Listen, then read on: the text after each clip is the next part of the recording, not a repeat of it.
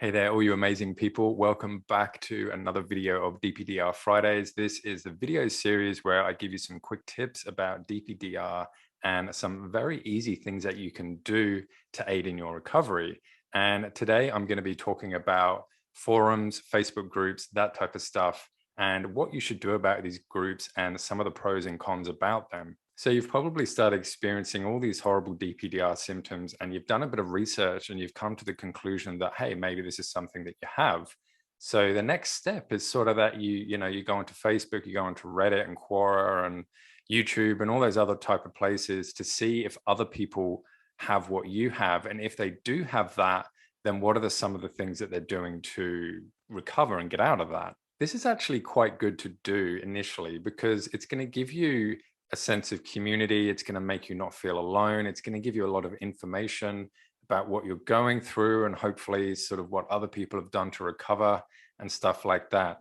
So sort of initially it is a good thing, but it does get to a point where engaging in these discussions for too long is possibly going to have a bit of a negative effect on you.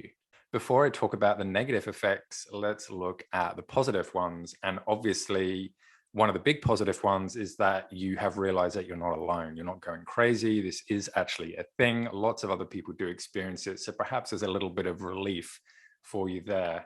And also there's that sense of community. You know, if you're having a hard time or if you need to reach out for help, you can just post in one of these groups and people are going to start to respond to you straight away with a lot of help. And also you're going to be able to realize that recovery is possible because there are going to be people posting and saying things about how they've recovered and some of the things that they've done. So all this is great stuff. But does the positive actually outweigh the negative? And some of the negatives in these forums are things like you're always thinking about DPDR. You know, it's always on your feed. You're always hearing about it. So if it's always in the front of your mind, then that's probably not a good thing. And also, every now and again, you might see somebody write something like, oh, I've had this for 20 years and it hasn't ever gone. And what happens when you start to, sort of read comments like this is you think, oh my God, crap, what if I have it for 20 years? And it starts to really freak you out and scare you. And it might actually set you back a little bit. Another thing that might potentially happen is that you might get advice from someone and they said, well, this is what I did and this helped me. And you're going to go away and you're going to try that. And it's really great if it does help you. But what if it doesn't? Then you're going to start to think again, things like, well, how am I able to overcome this? This helped this person, but it's not helping me.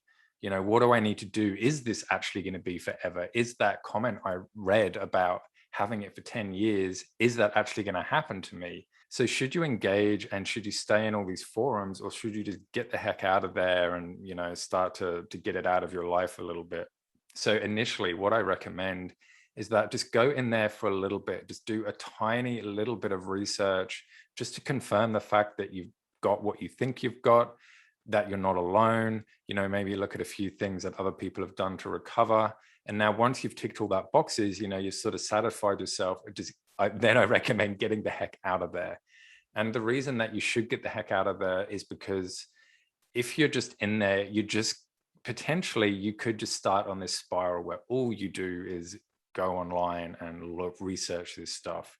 You're forever looking for answers. You're forever looking for reassurance that you can get better and you're forever looking about what to do. So look, while all these forums and stuff like that, like I get why they're there and they can be a valuable thing for people initially, but sort of unintentionally, sometimes they have more of a negative effect just purely for the fact that you're just constantly reading about it and it's constantly in your face the whole time. And, it's just always on your mind.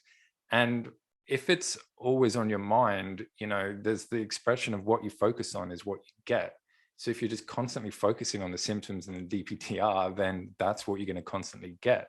And what you need to do is to start to shift your focus in other ways to stop the intrusive thoughts or the ruminating thoughts, looking at your anxiety and why you've got that and just all this other stuff, which is going to help you so much more than just scrolling through forums for 2 hours, reading things you've already read 100 times before. So consider going in there initially, but after that, just getting the info you need and then getting the heck out of there and working on the important things, recovery, focusing on your recovery. And my friends, if you do want to chat to me about how I help people recover from their DPDR using coaching techniques, then please reach out to me. You can book a free discovery call where we'll have a chat about everything you're experiencing, what you want your life to be like, what I can do to help you, what I do in my sessions, and all that type of stuff.